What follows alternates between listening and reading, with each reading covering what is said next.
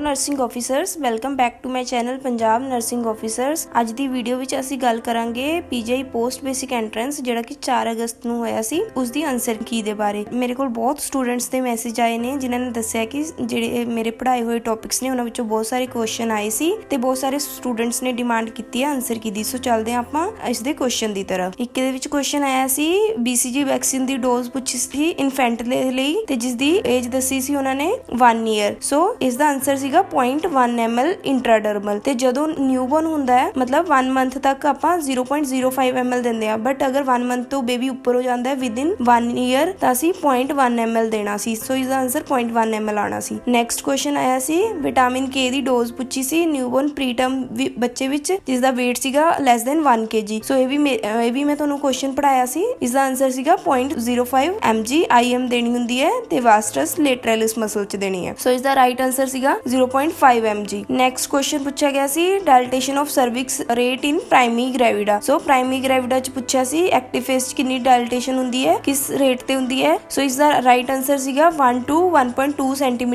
per hour in primary gravida। Similarly ਇਹ multi ਗ੍ਰੈਵਿਡਾ ਚ ਪੁੱਛਿਆ ਹੁੰਦਾ ਤਾਂ 1.5 cm per hour in multi gravida। ਸੋ ਇਸ ਦਾ ਰਾਈਟ ਆਨਸਰ 1 cm ਜਾਂ 1 to 1.2 cm per hour in primary gravida ਆਣਾ ਸੀ। ਨੈਕਸਟ ਕੁਐਸਚਨ ਪੁੱਛਿਆ ਗਿਆ ਸੀ which vitamin deficiency causes dermatitis with necklace appearance। ਸੋ ਇਹ ਵੀ ਤੁਹਾਨੂੰ ਕੁਐਸਚਨ ਮੈਂ ਪੜਾਇਆ ਹੋਇਆ ਸੀ। ਵਿਟਾਮਿਨ B3 ਦੀ ਡੈਫੀਸ਼ੀਐਂਸੀ ਨਾਲ ਹੁੰਦਾ ਹੈ ਜਿਸ ਨੂੰ ਆਪਾਂ ਨਿਆਸਿਨ ਬੋਲਦੇ ਹਾਂ ਤੇ ਇਹ ਕਿਹੜੀ ਡਿਜ਼ੀਜ਼ ਚ ਹੁੰਦਾ ਹੈ, ਪਲੇਗਰਾ ਚ ਹੁੰਦਾ ਹੈ। ਤੇ ਇਸ ਦੇ 4D ਨਾਲ ਆਪਾਂ ਇਹਨਾਂ ਨੂੰ ਦੇਖਦੇ ਹਾਂ ਜਿਸ ਵਿੱਚ ਕੀ ਆਂਦਾ ਹੈ, ਡਰਮੇਟਾਈਟਸ, ਡਿਮੈਂਸ਼ੀਆ, ਡਾਇਰੀਆ ਤੇ ਡੈਥ। ਨੈਕਸਟ ਕੁਐਸਚਨ ਆਇਆ ਸੀ ਮੋਸਟ ਕਾਮਨ ਲਿਵਰ ਕਾਰਸੀਨੋਮਾ ਇਨ ਇਨਫੈਂਟ ਔਰ ਚਿਲਡਰਨ। ਇਸ ਦਾ ਰਾਈਟ ਆਨਸਰ ਸੀਗਾ ਹੀਪੈਟੋਬਲਾਸਟੋਮਾ। ਸੋ ਜਦੋਂ ਬੱਚਿਆਂ ਵਿੱਚ ਪੁੱਛਿਆ ਹੋਵੇ ਤਾਂ ਹੀਪੈਟੋਬਲਾਸਟੋਮਾ, ਜੇ ਅਡਲਟਸ ਦਾ ਪੁੱਛਿਆ ਹੋਵੇ ਤਾਂ ਹੀਪੈਟੋਸੈਲੂਲਰ ਕਾਰਸੀਨੋਮਾ ਆਣਾ ਸੀ। ਸੋ ਇਹਦਾ ਰਾਈਟ ਆਨਸਰ ਸੀਗਾ ਹੀਪੈਟੋਬਲਾਸਟੋਮਾ ਜੋ ਕਿ ਚਿਲਡਰਨ ਵਿੱਚ ਕਾਮਨ ਹੁੰਦਾ ਹੈ। ਨੈਕਸਟ ਪੁੱਛਿਆ ਗਿਆ ਸੀ ਫਿਕੰਡਿਟੀ ਦੀ ਡੈਫੀਨੇਸ਼ਨ। ਸੋ ਇਹ ਕੀ ਹੈ, ਕੈਪੇਬਿਲਿਟੀ ਆਫ ਇੰਡੀਵਿਜੂਅਲ ਔਰ population to produce ਆਫਸਪ੍ਰਿੰਗ। So ਫਿਕੰਡਿਟੀ the definition ਇਹ ਸੀ ਤੇ ਇਸ ਦੇ ਸਿਮਿਲਰ ਇੱਕ ਫਰਟੀਲਿਟੀ ਦੀ ਡੈਫੀਨੇਸ਼ਨ ਵੀ ਕਈ ਵਾਰ ਪੁੱਛ ਲੈਂਦੇ ਆ। ਫਰਟੀਲਿਟੀ ਨੰਬਰ ਆਫ ਪ੍ਰੈਗਨੈਂਸੀ ਜਾਂ ਨੰਬਰ ਆਫ ਆਫਸਪ੍ਰਿੰਗ ਆਣਾ ਸੀ। ਨੈਕਸਟ ਕੁਐਸਚਨ ਕੀ ਪੁੱਛਿਆ ਗਿਆ ਸੀ, ਸ਼ੋਲਡਰ ਡਿਸਟੋਸ਼ੀਆ ਦਾ ਟ੍ਰੀਟਮੈਂਟ ਪੁੱਛਿਆ ਗਿਆ ਸੀ। ਸੋ ਜਦੋਂ ਵੀ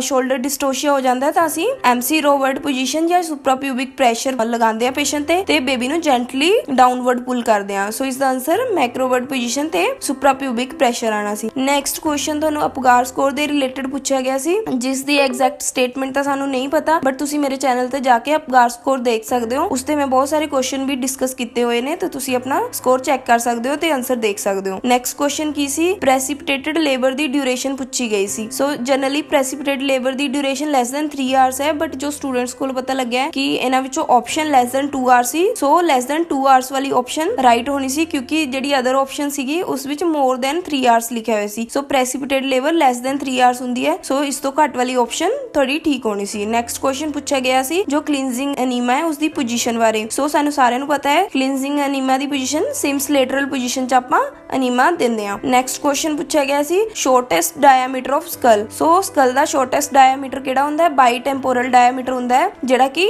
8 ਸੈਂਟੀਮੀਟਰ ਹੁੰਦਾ ਹੈ। ਨੈਕਸਟ ਕੁਐਸਚਨ ਪੁੱਛਿਆ ਗਿਆ ਸੀ folic acid deficiency. Folic acid deficiency ਨਾਲ ਕੀ ਹੁੰਦਾ ਹੈ, ਸੋ ਇਹ ਵੀ ਆਪਾਂ ਕੁਐਸਚਨ ਡਿਸਕਸ ਕੀਤਾ ਹੋਇਆ ਸੀ। ਨਿਊਰਲ ਟਿਊਬ ਡਿਫੈਕਟ ਹੋ ਸਕਦੇ ਨੇ ਬੇਬੀ ਚ। ਸੋ ਆਨਸਰ ਸੀਗਾ ਇਹਦਾ neural tube defect. Next question ਪੁੱਛਿਆ ਗਿਆ ਸੀ ਸਾਈਕੈਟ੍ਰਿਕ ਪੇਸ਼ੈਂਟ ਹੈ ਜਿਹੜਾ ਕਿ ਰਿਪੀਟਡ ਵਰਡ ਯੂਜ਼ ਕਰ ਰਿਹਾ ਤਾਂ ਉਸ ਟਰਮ ਨੂੰ ਆਪਾਂ ਕੀ ਬੋਲਦੇ ਆ। ਉਸ ਟਰਮ ਦਾ ਆਨਸਰ ਸੀਗਾ ਇਕੋਲੇਲੀਆ। ਇਹ ਵੀ ਕੁਐਸਚਨ ਆਪਾਂ ਡਿਸਕਸ ਕੀਤਾ ਹੋਇਆ ਸੀ, ਇਕੋਲੇਲੀਆ ਬੋਲਦੇ ਆ। ਸਿਮਿਲਰਲੀ ਅਗਰ ਪੇਸ਼ੈਂਟ ਮੂਵਮੈਂਟ ਰਿਪੀਟ ਕਰਦਾ ਹੈ ਤਾਂ ਇਕੋਪਰੈਕਸੀਆ। ਰਿਪੀਟਡ ਵਰਡਸ ਕੀ ਹੈ, ਇਕੋਲੇਲੀਆ। ਨੈਕਸਟ ਕੁਐਸਚਨ ਪੁੱਛਿਆ ਗਿਆ ਸੀ ਇਨਫੈਂਟ ਦਾ ਬੀਪੀ। ਇਨਫੈਂਟ ਦਾ ਬੀਪੀ 95/58 ਹੁੰਦਾ ਹੈ। ਸੋ ਰਾਈਟ ਆਪਸ਼ਨ 95/58 ਆਣਾ ਸੀ। ਨੈਕਸਟ ਕੁਐਸਚਨ BMI ਦੀ ਕੈਲਕੂਲੇਸ਼ਨ ਬਾਰੇ ਪੁੱਛਿਆ ਗਿਆ ਸੀ। ਸੋ BMI ਦੀ ਐਗਜ਼ੈਕਟ ਸਾਨੂੰ ਵੈਲਿਊ ਤਾਂ ਨਹੀਂ ਪਤਾ ਕਿ ਉਹਨਾਂ ਨੇ ਕੀ ਦਿੱਤੀ ਹੋਈ ਸੀ, ਬਟ ਫਾਰਮੂਲਾ ਲੱਗਣਾ ਸੀ BMI weight in kg over height in meter square। Next ਤੁਹਾਡੇ ਤੋਂ ਡ੍ਰੌਪ ਰੇਟ ਪੁੱਛਿਆ ਗਿਆ ਸੀ। ਡ੍ਰੌਪ ਰੇਟ ਕੈਲਕੂਲੇਟ ਕਿਵੇਂ ਕਰਦੇ ਆ ਆਪਾਂ, desired upon available into drop factor. So ਜਿਹੜਾ ਕਿ ਅਡਲਟ ਵਾਲਾ ਸੈੱਟ ਹੁੰਦਾ ਹੈ IV ਸੈੱਟ, ਉਹਦਾ ਡ੍ਰੌਪ ਫੈਕਟਰ 16 ਹੁੰਦਾ ਹੈ ਤੇ ਜਿਹੜਾ ਕਿ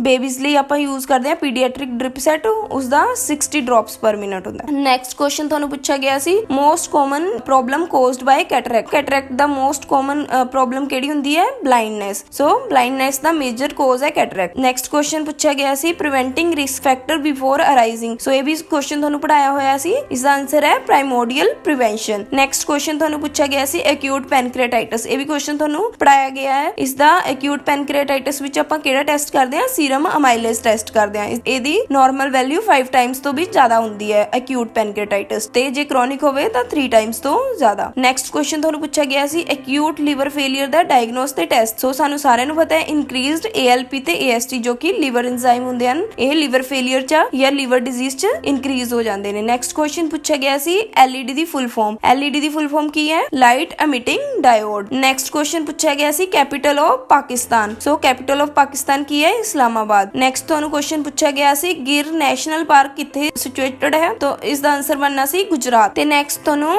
ਗੈਂਗਲੀਓਨਿਕ ਮੈਗਾਕੋਲਨ ਬਾਰੇ ਪੁੱਛਿਆ ਗਿਆ ਸੀ ਜਿਸ ਦਾ ਕਲਾਸਿਕਲ ਸਾਈਨ ਪੁੱਛਿਆ ਗਿਆ ਸੀ। ਸੋ ਇਸ ਦਾ ਰਾਈਟ ਆਨਸਰ ਸੀਗਾ ribbon like stool and abdominal distension. ਤੇ ਉਸ ਤੋਂ ਬਾਅਦ ਕੁਐਸਚਨ ਪੁੱਛਿਆ ਗਿਆ ਸੀ ਇੱਕ ECT ਦੀ ਕਾਉਂਟਰ ਇੰਡੀਕੇਸ਼ਨ ਪੁੱਛੀ ਗਈ ਸੀ। ਸੋ ਇਸ ਦਾ ਰਾਈਟ ਆਨਸਰ ਬਣਨਾ ਸੀਗਾ ਇਨਕਰੀਜ਼ਡ ਇੰਟਰਾਕ੍ਰੇਨੀਅਲ ਪ੍ਰੈਸ਼ਰ। ਜਦੋਂ ICP ਜ਼ਿਆਦਾ ਹੁੰਦਾ ਹੈ ਉਦੋਂ ਆਪਾਂ ECT ਨਹੀਂ ਕਰਦੇ ਹਾਂ। ECT means electroconvulsive therapy. Next question ਪੁੱਛਿਆ ਗਿਆ ਸੀ ਕਿ ਸ਼ਫਲਿੰਗ ਗੇਟ ਪੋਸਚਰ ਕਿਸ ਡਿਜ਼ੀਜ਼ ਵਿੱਚ ਹੁੰਦਾ ਹੈ? ਇਹ ਵੀ ਕੁਐਸਚਨ ਤੁਹਾਨੂੰ ਪੜਾਇਆ ਗਿਆ ਸੀ। ਇਸ ਦਾ ਆਨਸਰ ਹੈ ਪਾਰਕਿੰਸਨ ਡਿਜ਼ੀਜ਼। ਨੈਕਸਟ ਕੁਐਸਚਨ ਪੁੱਛਿਆ ਗਿਆ ਸੀ ਓਮਿਪਰਾਜ਼ੋਲ ਦੇ ਯੂਜ਼ਸ। ਓਮਿਪਰਾਜ਼ੋਲ ਹੈ ਕੀ? ਓਮਿਪਰਾਜ਼ੋਲ ਪ੍ਰੋਟੋਨ ਪੰਪ ਇਨਹਿਬਿਟਰ ਹੈ ਜਿਹੜੀ ਕੀ ਕਰਦੀ ਹੈ? ਸਾਡੇ ਸਟਮਕ ਐਸਿਡ ਨੂੰ ਡਿਕਰੀਜ਼ ਕਰਦੀ ਹੈ। ਸੋ ਇਸ ਦਾ ਰਾਈਟ ਆਨਸਰ ਬਣਨਾ ਸੀਗਾ ਪੈਪਟਿਕ ਅਲਸਰ। ਪੈਪਟਿਕ ਅਲਸਰ ਚ ਆਪਾਂ ਓਮਿਪਰਾਜ਼ੋਲ ਦਿੰਦੇ ਹਾਂ। ਨੈਕਸਟ ਕੁਐਸਚਨ ਪੁੱਛਿਆ ਗਿਆ ਸੀ ਬਲੱਡ ਇਨ ਵੋਮਿਟਿੰਗ। ਬਲੱਡ ਇਨ ਵੋਮਿਟਿੰਗ ਨੂੰ ਆਪਾਂ ਕੀ ਬੋਲਦੇ ਹਾਂ? ਹੈਮੇਟੋਮੈਸਿਸ। ਨੈਕਸਟ ਕੁਐਸਚਨ ਇੱਕ ਪੁੱਛਿਆ ਗਿਆ ਸੀ ICDS ਦੇ ਰਿਲੇਟਡ ਕੀ ਇਸ ਦੇ ਫੰਕਸ਼ਨ ਕਿਹੜੇ ਨੇ? ਐਕਸੈਪਟ ਪੁੱਛਿਆ ਗਿਆ ਸੀ। ਸੋ ICDS ਕੀ ਹੈ? Integrated child development services. So ਇਸ ਦਾ ਰਾਈਟ ਆਨਸਰ ਬਣਨਾ ਸੀਗਾ pre and non formal education ਜੋ ICDS ਦਾ ਫੰਕਸ਼ਨ ਨਹੀਂ ਹੈ। ਨੈਕਸਟ ਕੁਐਸਚਨ ਪੁੱਛਿਆ ਗਿਆ ਸੀ most common prostaglandin used in induction of labour. Induction of labour ਚ ਕਿਹੜੇ ਪ੍ਰੋਸਟਾਗਲੈਂਡਿਨ ਯੂਜ਼ ਹੁੰਦੇ ਆ? PGE2 ਜਿਸ ਚ ਆਪਾਂ ਯੂਜ਼ ਕਰਦੇ ਹਾਂ ਡਿਨੋਪ੍ਰੋਸਟੋਨ ਜੋ ਮੋਸਟ ਕਾਮਨਲੀ ਯੂਜ਼ ਹੁੰਦੀ ਹੈ। ਨੈਕਸਟ ਕੁਐਸਚਨ ਪੁੱਛਿਆ ਗਿਆ ਸੀ ਸਿਸਟਿਕ ਫਾਈਬਰੋਸਿਸ ਦਾ। ਇਹ ਵੀ ਕੁਐਸਚਨ ਤੁਹਾਨੂੰ ਪੜਾਇਆ ਗਿਆ ਸੀ। ਸਿਸਟਿਕ ਫਾਈਬਰੋਸਿਸ ਵਿੱਚ ਆਪਾਂ ਕਿਹੜਾ ਟੈਸਟ ਕਰਦੇ ਹਾਂ? ਇਸ ਵਿੱਚ ਸਵੈਟ ਕਲੋਰੀਨ ਟੈਸਟ ਕਰਦੇ ਹਾਂ। ਨੈਕਸਟ ਕੁਐਸਚਨ ਤੁਹਾਨੂੰ ਪੁੱਛਿਆ ਗਿਆ ਸੀ most sensitive indicator of community health. So most sensitive indicator of community health ਕੀ ਸੀ? Infant mortality rate. ਸੋ ਇਸ ਦਾ ਰਾਈਟ ਆਨਸਰ IMR ਆਣਾ ਸੀ। ਨੈਕਸਟ ਕੁਐਸਚਨ ਤੁਹਾਨੂੰ ਪੁੱਛਿਆ ਗਿਆ ਸੀ balance and hearing maintained by which nerve. So ਇਹ ਤਾਂ ਸਾਰਿਆਂ ਨੂੰ ਪਤਾ ਹੈ ਬੈਲੈਂਸ ਐਂਡ ਹੀਅਰਿੰਗ ਕਿਹੜੀ ਨਰਵ ਮੇਨਟੇਨ ਕਰਦੀ ਹੈ? 8th cranial nerve vestibulocochlear nerve। ਸੋ 8th cranial nerve ਆਣਾ ਸੀ ਇਸ ਦਾ ਆਨਸਰ। ਨੈਕਸਟ ਕੁਐਸਚਨ ਤੁਹਾਨੂੰ ਪੁੱਛਿਆ ਗਿਆ ਸੀ ਹਾਈਪੋਕੈਲਸੀਮੀਆ ਦਾ ਸਾਈਨ। ਸੋ ਹਾਈਪੋਕੈਲਸੀਮੀਆ ਦਾ ਸਾਈਨ ਕੀ ਸੀ? ਇਸ ਦਾ ਰਾਈਟ ਆਨਸਰ ਸੀਗਾ ਟ੍ਰੋਜ਼ਿਓ ਸਾਈਨ। ਨੈਕਸਟ ਕੁਐਸਚਨ ਪੁੱਛਿਆ ਗਿਆ ਸੀ ਜੋ fresh frozen plasma storage temperature. So ਇਸ ਦਾ ਰਾਈਟ ਆਨਸਰ -60 ਡਿਗਰੀ ਆਣਾ ਸੀ ਜਿਹੜੀ ਕਿ ਤੁਹਾਨੂੰ ਆਪਸ਼ਨ ਵਿੱਚ ਦਿੱਤੀ ਗਈ ਹੈ। ਵੈਸੇ ਇਸ ਦਾ ਆਨਸਰ ਹੁੰਦਾ ਹੈ -30 ਤੋਂ ਆਪਾਂ ਬਿਲੋ ਰੱਖਣਾ ਹੁੰਦਾ ਟੈਂਪਰੇਚਰ। ਸੋ ਸਾਡੇ ਕੋਲ ਆਪਸ਼ਨ -30 ਨਹੀਂ ਸੀ। ਸੋ -60 ਇਸ ਦਾ ਆਨਸਰ ਆਣਾ ਸੀ। ਕੁਝ ਬੱਚਿਆਂ ਨੇ -18 ਲਗਾਤਾ ਹੈ ਜੋ ਕਿ ਰੋਂਗ ਹੈ। ਸੋ -60 ਇਸ ਦਾ ਆਨਸਰ ਹੈ। ਨੈਕਸਟ ਕੁਐਸਚਨ ਪੁੱਛਿਆ ਗਿਆ ਸੀ ਪਲੇਟਲੇਟ ਸਟੋਰੇਜ ਟੈਂਪਰੇਚਰ। ਸੋ ਜਦ ਪਲੇਟਲੇਟਸ ਹੁੰਦੇ ਨੇ ਇਸ ਨੂੰ ਆਪਾਂ ਰੂਮ ਟੈਂਪਰੇਚਰ ਤੇ ਸਟੋਰੇਜ ਕਰਦੇ ਹਾਂ ਜਾਂ ਫਿਰ 22 ਡਿਗਰੀ ਸੈਲਸੀਅਸ ਤੇ। ਨੈਕਸਟ ਕੁਐਸਚਨ ਪੁੱਛਿਆ ਗਿਆ ਸੀ ਕਿ ਤੁਹਾਡੇ ਕੋਲ ਕੋਈ ਪੇਸ਼ੈਂਟ ਆਇਆ ਹੈ in emergency with restlessness widen pulse pressure and bradycardia. ਇਹ ਕੀ ਇੰਡੀਕੇਟ ਕਰਦਾ ਹੈ? ਸੋ ਸਾਨੂੰ ਸਾਰਿਆਂ ਨੂੰ ਪਤਾ ਹੈ ਇਹ ਇਨਕਰੀਜ਼ਡ ਇੰਟਰਾਕ੍ਰੇਨੀਅਲ ਪ੍ਰੈਸ਼ਰ ਦੇ ਸਾਈਨ ਨੇ। ਰਾਈਟ ਸਾਈਨ ਬੋਲਦੇ ਆ ਆਪਾਂ ਇਸ ਨੂੰ ਜਿਸ ਵਿੱਚ ਕੀ ਹੁੰਦਾ ਹੈ ਕਿ ਪੇਸ਼ੈਂਟ ਰੈਸਟਲੈਸ ਹੁੰਦਾ ਹੈ ਤੇ ਪਲਸ ਪ੍ਰੈਸ਼ਰ ਜ਼ਿਆਦਾ ਹੁੰਦਾ ਹੈ ਤੇ ਬ੍ਰੈਡੀਕਾਰਡੀਆ ਹੁੰਦਾ ਹੈ। ਪਲਸ ਪ੍ਰੈਸ਼ਰ ਆਪਾਂ ਕਿਵੇਂ ਦੇਖਦੇ ਹਾਂ? Systolic blood pressure minus diastolic blood pressure. So ਜਦੋਂ ICP ਇਨਕਰੀਜ਼ ਹੁੰਦਾ ਹੈ ਉਦੋਂ ਇਹ ਸਿੰਪਟਮਸ ਆਉਂਦੇ ਨੇ। ਨੈਕਸਟ ਕੁਐਸਚਨ ਕੀ ਹੈ? ਵੂਮਨ ਹੂ ਨੈਵਰ ਬਿਕੇਮ ਪ੍ਰੈਗਨੈਂਟ। ਸੋ ਇਸ ਦਾ ਰਾਈਟ ਆਪਸ਼ਨ ਆਣਾ ਸੀ ਨਲੀ ਗ੍ਰੈਵਿਡਾ। ਨੈਕਸਟ ਕੁਐਸਚਨ ਤੁਹਾਡੇ ਤੋਂ ਪੁੱਛਿਆ ਗਿਆ ਸੀ birth weight become 5 times at which age। ਇਸ ਦਾ ਰਾਈਟ ਆਨਸਰ ਸੀਗਾ 3 years of age। ਸੋ ਸਾਨੂੰ ਸਾਰਿਆਂ ਨੂੰ ਪਤਾ ਹੈ ਡਬਲ ਕਦੋਂ ਹੁੰਦਾ ਹੈ? 5 ਮੰਥ ਤੇ। ਟ੍ਰਿਪਲ ਹੁੰਦਾ ਹੈ 1 year ਤੇ 4 ਟਾਈਮਸ ਕਦੋਂ ਹੁੰਦਾ ਹੈ? 2 years ਤੇ। 5 ਟਾਈਮ 3 years ਤੇ 7 year ਤੇ ਸੇਮ 7 ਟਾਈਮਸ ਹੋ ਜਾਂਦਾ ਹੈ। 10 years ਤੇ 10 ਟਾਈਮਸ ਹੋ ਜਾਂਦਾ ਹੈ। ਸੋ ਇਸ ਦਾ ਰਾਈਟ ਆਨਸਰ ਸੀਗਾ 3 years। ਨੈਕਸਟ ਕੁਐਸਚਨ ਪੁੱਛਿਆ ਗਿਆ ਸੀ ਐਡਵਾਂਟੇਜ ਆਫ ਮੀਡੀਓਲੇਟਰਲ ਐਪੀਜ਼ੋਟਮੀ। ਸੋ ਇਸ ਦਾ ਰਾਈਟ ਆਨਸਰ ਆਣਾ ਸੀ it lower the risk of anal tear. ਇਸ ਵਿੱਚ ਹੋਰ ਵੀ ਕਨਫਿਊਜ਼ਿੰਗ ਆਪਸ਼ਨ ਦਿੱਤੀਆਂ ਗਈਆਂ ਸੀ ਜਿਵੇਂ ਕਿ taking more time to heal ਜਾਂ ਮੋਰ ਬਲੀਡਿੰਗ ਜਾਂ ਲੈਸ ਬਲੀਡਿੰਗ। ਬਟ ਜੋ ਮੀਡੀਓਲੇਟਰਲ ਐਪੀਜ਼ੋਟਮੀ ਹੈ ਇਸ ਦੇ ਡਿਸਐਡਵਾਂਟੇਜ ਇਹੀ ਨੇ ਕਿ ਇਹ ਜ਼ਿਆਦਾ ਟਾਈਮ ਲੈਂਦੀ ਹੈ ਹੀਲ ਕਰਨ ਨੂੰ ਤੇ ਜ਼ਿਆਦਾ ਬਲੀਡਿੰਗ ਦੇ ਚਾਂਸਸ ਹੁੰਦੇ ਆ ਇਹਦੇ ਵਿੱਚ ਤੇ ਜਦੋਂ ਹੀਲਿੰਗ ਹੁੰਦੀ ਹੈ ਉਹ ਤੇ ਜ਼ਿਆਦਾ ਪੇਨ ਹੁੰਦੀ ਹੈ। ਸੋ ਇਸ ਦਾ right answer lower the risk of anal tear ਆਣਾ ਸੀ। ਨੈਕਸਟ ਕੁਐਸਚਨ ਪੁੱਛਿਆ ਗਿਆ ਸੀ ਪਿੰਕ ਪਫਰ ਕਿਹੜੀ ਡਿਜ਼ੀਜ਼ ਵਿੱਚ ਹੁੰਦੇ ਨੇ? ਸੋ ਇਸ ਦਾ ਰਾਈਟ ਆਨਸਰ ਆਣਾ ਸੀ ਐਮਫੀਸੀਮਾ। ਨੈਕਸਟ ਕੁਐਸਚਨ ਕੀ ਪੁੱਛਿਆ ਗਿਆ ਸੀ? Yellow colour revolution. ਇਸ ਵਿੱਚ ਕੀ ਹੈ ਕਿ ਯੈਲੋ ਸੀਡ ਆਇਲ ਆਪਾਂ ਇਹਨਾਂ ਦੀ ਪ੍ਰੋਡਕਸ਼ਨ ਨੂੰ ਇਨਕਰੀਜ਼ ਕਰਨਾ ਹੈ ਜਾਂ ਜੋ ਐਡੀਬਲ ਆਇਲਸ ਨੇ ਉਹਨਾਂ ਦੀ ਪ੍ਰੋਡਕਸ਼ਨ ਨੂੰ ਇਨਕਰੀਜ਼ ਕਰਨਾ ਹੈ। ਨੈਕਸਟ ਕੁਐਸਚਨ ਪੁੱਛਿਆ ਗਿਆ ਸੀ ਕਿ ਐਕਟਿਵ ਫੇਸ ਆਫ ਟੀਬੀ